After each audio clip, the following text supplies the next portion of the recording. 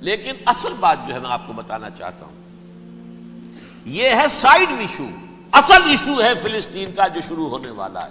بھٹی دہکے گی وہاں.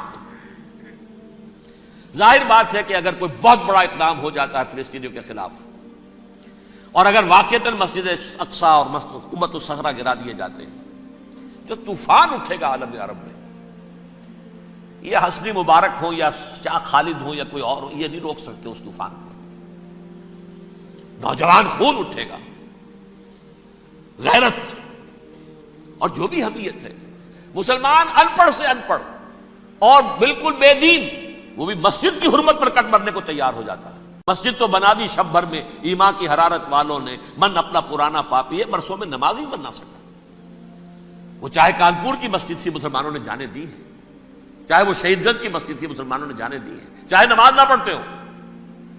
لیکن یہ جو حرمت اور یہ جو حمیت اور یہ غیرت ہے، اس سے جو طوفان اٹھے گا یہ ہوگا اس ملحمۃ العظمی، اس کی طرف پیش رفت ہو رہی.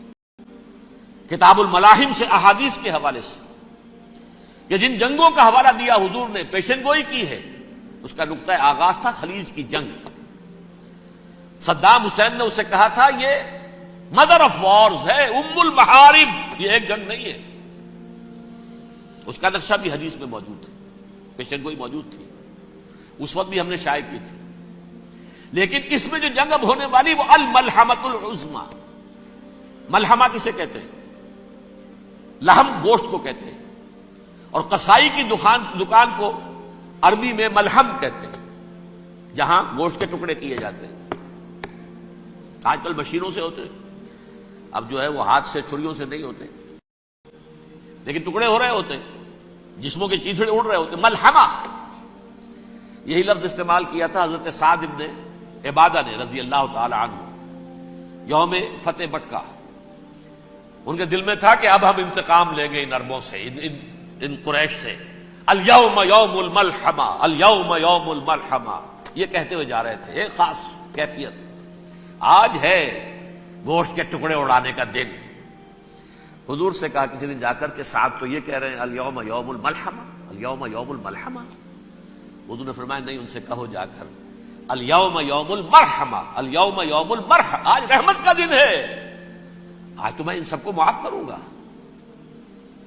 لا تثریب علیکم اليوم، میں تم سے وہی بات کہہ رہا ہوں جو میرے بھائی یوسف نے کہی تھی اپنے بھائیوں سے، اذهبوا فانتم الطلقاء، جاؤ تم سب کے سب آزاد. وہ ملحمہ ہے جس کو کہ حضور نے حضرت معاذ بن جبل رضی اللہ تعالیٰ عنہ سے روایت ہے، اس میں سے جو ابو داؤد میں روایت آئی ہے اس میں الملحمۃ العظمی، عظمی مؤنث ہے اعظم کا. آپ کہتے ہیں جنگ عظیم اول، جنگ عظیم دوم. عظیم کا باپ ہو گیا اعظم، سب سے بڑا، اور اس کا مؤنث ہے سب سے بڑی، عظمی. الملحمۃ العظمی، سب سے بڑی لڑائی. میرے نزدیک یہ وار کے معنی میں نہیں ہے، بیٹل کے معنی میں. انگریزی میں یہ دو لفظ علیحدہ ہیں، وار، بیٹل. وار سالوں کو محیط ہوتی ہے، بیٹل کسی ایک خاص جگہ پر جو لڑائی ہوتی ہے اس کو کہتے ہیں. حضور کے اور قریش کے درمیان 6 سالہ وار تھی، جنگ تھی. لیکن battles, battle of Uhud, battle of Badr, یہ بیٹلز تھی، لڑائیاں تھیں. تو عظیم ترین جنگ شاید اس اعتبار سے نہ ہو جیسے کہ ورلڈ وار 1 اور ورلڈ وار 2، یعنی اس کی وسعت کا اتنا معاملہ نہیں اور طوالت کا نہیں. لیکن جو لڑائی جو ہے بیٹل ہونی ہے، جس کو کہ یہ لوگ، یا چونکہ میں نے کہا تھا شروع میں کہ سرما ہے میری آنکھ کا خاک حجاز و ہول قدس. نیو ٹیسٹمنٹ کی آخری کتاب ہے the Book of Revelation, Revelation of Saint John. اس میں آرمگڈون کہا گیا ہے اسے. ہر مجدون، یہ عبرانی لفظ ہے. ہر کہتے ہیں اونچی جگہ کو، سطح مرتفع. مجدون میگیڈو، میگیڈو ایک وادی ہے، مرتفع، وادی مرتفع. یہ ہے واقع لبنان، اسرائیل اور شام کے درمیان جو ٹکڑا، جو ٹرائنگل بنتی ہے، یہ ہے. یہاں پر بڑی جنگ لڑی جائے گی، اور یہ جنگ صلیب ہوگی جو کہا ہے بش نے. یہ جنگ صلیب 2nd ملینیم شروع ہوئی تھی تو پہلی صلیبی جنگ ہوئی تھی. 3rd ملینیم شروع ہوا ہے، یہ 2nd صلیبی جنگ ہے، یہ کروسیڈ ہے.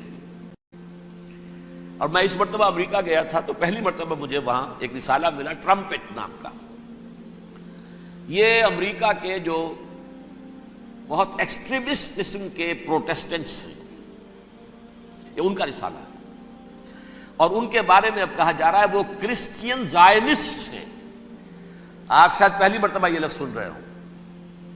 زائنسٹ تو ہم سمجھتے ہیں یہودیوں کو، کرسچین زائنسٹ وہ ہیں جو ہیں تو عیسائی پروٹیسٹنٹس ہیں، لیکن اسرائیل کے وہ حمایتی یہودیوں سے بڑھ کر ہیں۔